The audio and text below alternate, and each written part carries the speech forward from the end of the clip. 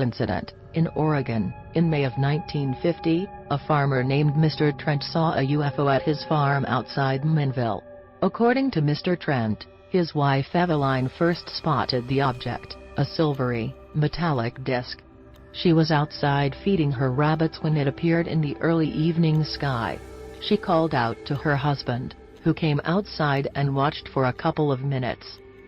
He then went and got a camera, and took 2 pictures before the object sped off to the west.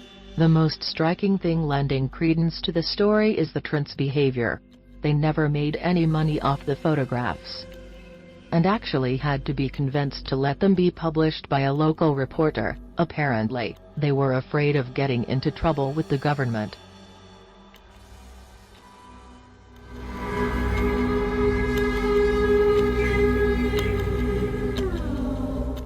Mariana Incident. In 1950, on the night of August 15, minor league baseball manager Nick Mariana became the first person to capture film footage of a UFO.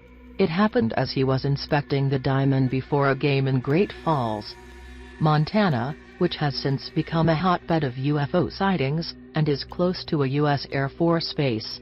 Mariana was able to capture 2 bright dots streaking across the sky on his 16mm movie camera, which he says he routinely kept in his car. After sending the film to be developed, he began to contact local newspapers significant, as he had not yet seen the developed film and so would not have known if any fakery looked convincing. In October, he wrote a letter to the Air Force and was interviewed at Malmstrom Air Force Base. After examining the film, the Air Force concluded possible aircraft and dropped it. While 2 fighters were on record as having landed at Malmstrom, at around the time of the sighting, Mariana insisted that he saw those, too, in a different part of the sky. He also claimed that upon his film's return, several frames that showed the spinning discs more clearly were missing, presumably cut by the Air Force. While the debate has never been resolved, the incident kicked off decades of over 100 sightings in Great Falls, and prompted the renaming of the minor league baseball team to the Voyagers.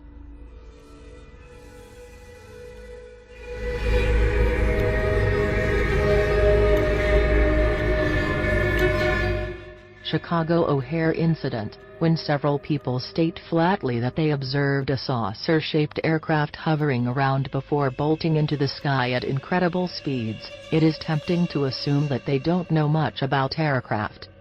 But when just such an incident occurred in Chicago in 2006, it was pretty difficult to make that case. It took place at O'Hare International Airport, and most of the people who saw it were United Airlines employees. No airline officials, air traffic controllers, or radar records indicated anything out of the ordinary, though a United supervisor did call the tower to ask if any saucers were hovering nearby. The FAA has declined to investigate, which has proved irritating to those who insist that they witnessed the incident. Officials have tossed out the usual balloons, optical illusions, and weather phenomena as possible explanations. As for the witnesses, they counter that none of those could explain the hole that the craft punched in the clouds while making its quick ascent, which lingered for several minutes. All witnesses agreed that the craft was dark gray, didn't have any lights or markings, and maintained its position steadily before blasting off.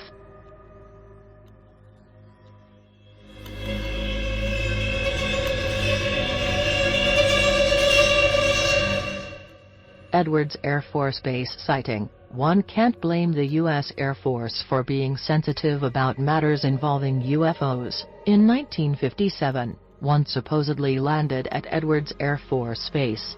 If that sounds like an insane myth, keep in mind that it was allegedly caught on film and was reported by Gordon Cooper, a test pilot and astronaut in the United States' first manned space program. He was at Edwards supervising the installation of a new precision landing system at the time, and his account of the incident was pretty unambiguous. "I had a camera crew filming the installation when they spotted a saucer. They filmed it as it flew overhead, then hovered, extended 3 legs as a landing gear, and slowly came down to land on a dry lake bed. These guys were all pro cameramen, so the picture quality was very good. The camera crew managed to get within 20 or 30 yards of it, filming all the time. It was a classic saucer, shiny silver and smooth, about 30 feet across. It was pretty clear it was an alien craft. As they approached closer, it took off.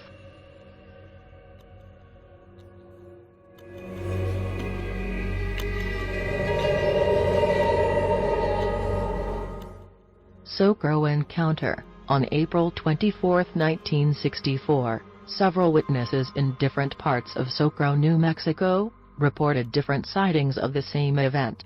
Some saw a low-flying object in the sky. Some heard loud sounds reminiscent of the takeoff and landing of a powerful craft. But one man swears he actually saw it land and that it could only have been an alien spacecraft. His name was Lonnie Zamora, and it was such an astonishing encounter that it distracted him from the high-speed chase he had been engaged in when he first caught sight of the craft. At the time of the sighting, Mr. Zamora was an on-duty Socro police officer. What grabbed Officer Zamora's attention was a gigantic cone of blue light rising thousands of feet into the air, which he took to be flames. Abandoning his pursuit, he went in the direction of what was presumably a crash or a miner's shack explosion, and that was when his day got really intense. He spotted a vehicle in a gully, then two small humanoids glimpsed from the corner of his eye seemed to jump at his approach before disappearing. He parked the vehicle and got out, then heard a series of metallic clangs coming from the gully. The source was a huge, metallic oval object standing on girder-like legs. Immediately, a bluish flame shot out of the bottom of the vehicle. And it rose before taking off quickly and silently, vanishing into the distance as the officer got on his radio to report what he had just seen.